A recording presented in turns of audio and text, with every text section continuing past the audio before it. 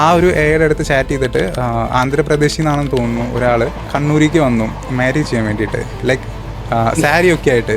ഇത് റിയൽ ആണ് കേട്ടോ ന്യൂസ്. അങ്ങനെ വന്നിട്ട് അപ്പോൾ കുറേ പേര് വിചാരിച്ചത് ഈ അശ്വതീഷ് ഞങ്ങളാണെന്ന്.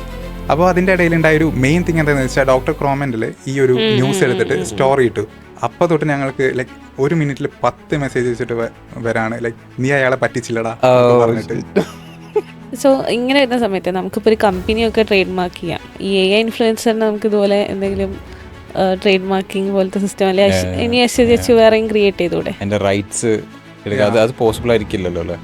ബട്ട് ഒരു നിങ്ങളത് നോർത്ത് ഇന്ത്യയിൽ ഒരു AI ഇൻഫ്ലുവൻസറിനെ ക്രിയേറ്റ് ചെയ്തൊരു ടീം, അവർ റിയൽ പേഴ്സൺസിൻ്റെ വീഡിയോസ് എടുത്ത്, റിയൽ ഗേൾസിൻ്റെ വീഡിയോസ് എടുത്തിട്ട് അശ്വതേശുവിൻ്റെ ഫേസ് വെച്ചിട്ട് ഡീപ്പ് ഫേക്ക് ചെയ്തിട്ട് അപ്ലോഡ് ചെയ്യുന്നൊരു ടീമുണ്ട്. സൗമ്യ പവാർ എന്നാണ് യൂസർ നെയിം. എനിക്ക് തോന്നുന്നത് മേ ബി അവർ ഫേസ് ക്രിയേറ്റ് ചെയ്യാൻ നോക്കിയപ്പോൾ അത്ര നല്ലൊരു ഫേസ് വന്നിരിക്കില്ല. കാരണം ഇന്ത്യൻ ഗേൾ എന്ന് പറഞ്ഞ ഫേസ് ക്രിയേറ്റ് ചെയ്യാൻ നോക്കി കഴിഞ്ഞാൽ ഓൾമോസ്റ്റ് ഒരു സെയിം കൈൻഡ് ഓഫ് ഫേസ് തന്നെയാണ് എപ്പോഴും വരാറുള്ളത്. പ്രത്യേകിച്ച് അവർ സ്റ്റാർട്ട് ചെയ്ത ഒരു ടൈമിലൊക്കെ അങ്ങനെ തന്നെ ഉണ്ടായിരുന്നുള്ളൂ. ഇപ്പോഴാണ് കുറച്ചുകൂടെ ബെറ്റർ ആയത്. ട്രേഡ് മാർക്ക് ചെയ്യാൻ പറ്റുമെന്ന് ചോദിച്ചു കഴിഞ്ഞാൽ പോസിബിൾ ആണ്, ബട്ട് എന്നാലും അതിനെ മിസ്യൂസ് ചെയ്യും.